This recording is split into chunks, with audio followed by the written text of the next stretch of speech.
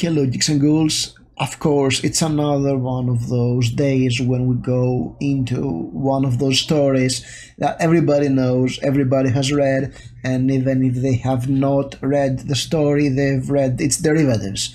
Today we talk about The Monkey's Paw by William Wayman Jacobs. Jacobs was an English author. He wrote a lot of horror stories in the 90s, in the 19th century and early 20th century. But The Monkey's Paw is definitely his legacy to horror fiction. You may know the story, of course, but if you don't, you know the idea. You've seen the idea countless times. And it's nothing original about this idea even when it was written. However, what is original is how it is set up. And oh boy, this story is definitely famous because it hits you where it hurts. The story begins with an elderly couple and their son, their only son. The father and the son are playing chess, and it's clear that they have a very cordial relationship, and they're waiting for one of the father's friends.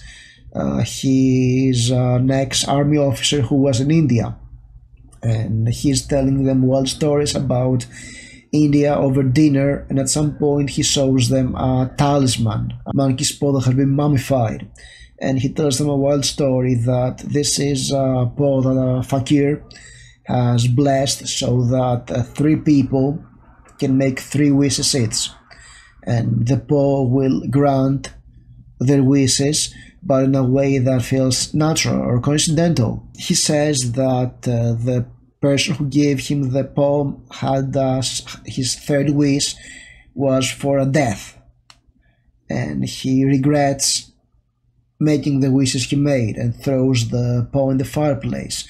But the old man takes it because he's hoping that he can get the most of the wishes, and wishes for £200. And the army officer just leaves. The very next day, the £200 have not arrived, and the son has to go to work. So he goes to work, and later that day, somebody comes along, a messenger, and informs the couple that their son, who was working in a factory, was injured in an accident. He fell into a machine in the factory he was working, and he passed away. And despite the fact that the owners of the factory don't assume any fault for that, they are willing to give them £200 as a way to help the family of the deceased, I guess. And this is how the old man gets his £200 but loses his son.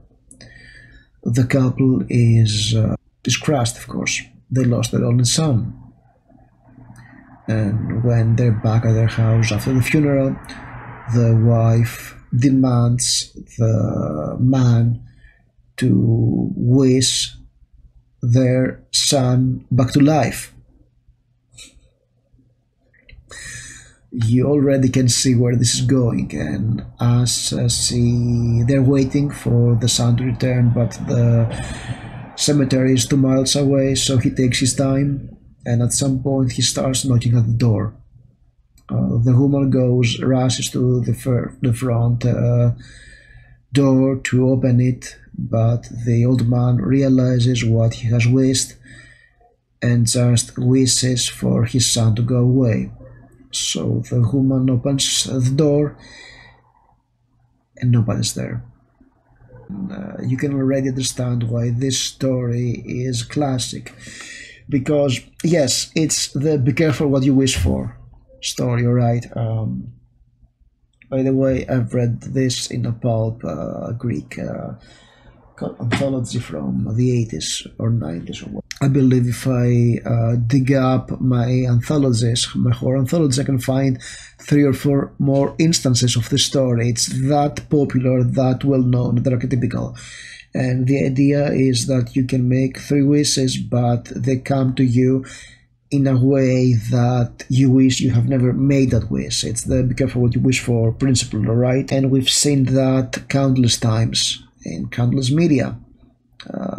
You can already understand 4, 5, or 6, or 10, or 12 instances of seeing the same story. But what makes the Monkey's Paw stand out is how it's not about the wishes. It's about the horror of losing your own child, of being alone in past your prime and left to die with no hope for the future, and what you would do to avoid that and what may entail. And at the end of the story, you're like, if the old man had not wished the sun to go away, would he be on the door alive and kicking? Or would he be a monstrosity, a ghost, a zombie, a ghoul? What will happen? And it's not about the horror of,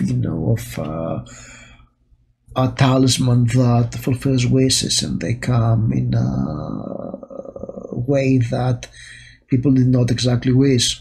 It's the horror of, of being alone, of being left alone. It's much more emotional in its way. It's not. Sometimes the stories can be fun or tragic or gory, but this one is emotional. This is emotional horror, and you can understand that.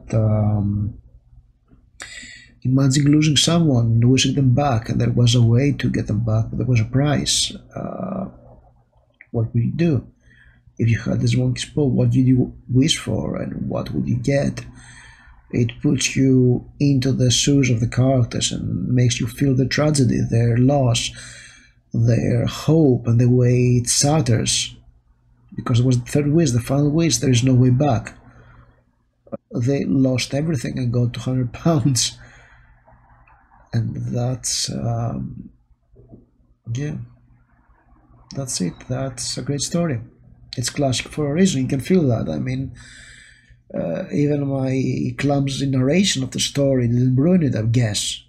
So that should tell you something. I've ruined every other story I've talked about in this, in this series of videos. So yes, that's a classic for a reason. And if you haven't read it, sorry for ruining it for you, but you should have read it. And you can still read to appreciate what it is about and how great of a story it is.